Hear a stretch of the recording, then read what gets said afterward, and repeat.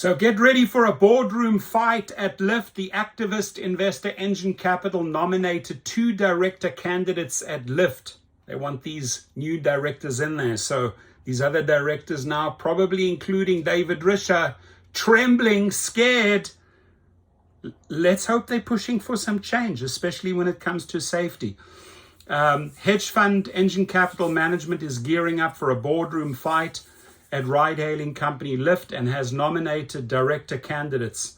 Sources familiar with the matter told Reuters. The activist investor has pushed the company in recent weeks to address its sagging stock price and to overall strategy and corporate governance, the sources said. Lyft, which has a market value of roughly $5.2 billion, has a dual-class share structure, which has also been a point of friction for investors.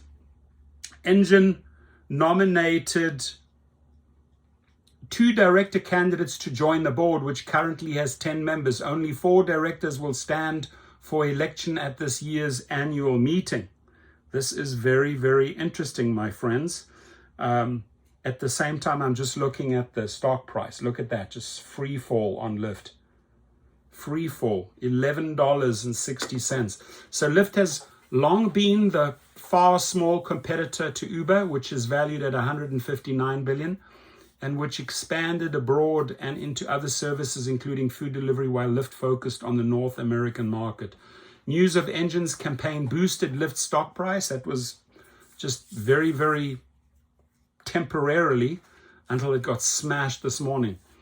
The share price remains down 36% over the last 52 weeks and has lost 55% over the last 5 years. So has David Risher made an impact? No, he hasn't. Quite the opposite.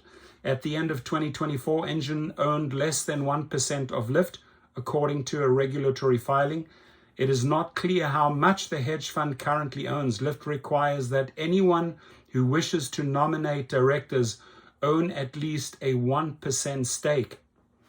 A representative for Lyft was not immediately available for comment, and a representative for Engine declined to comment. So we'll see how this battle plays out. Obviously, there'll be a follow-up story, but I'm hoping that these activist investors are pushing for some positive change. Your comments, please.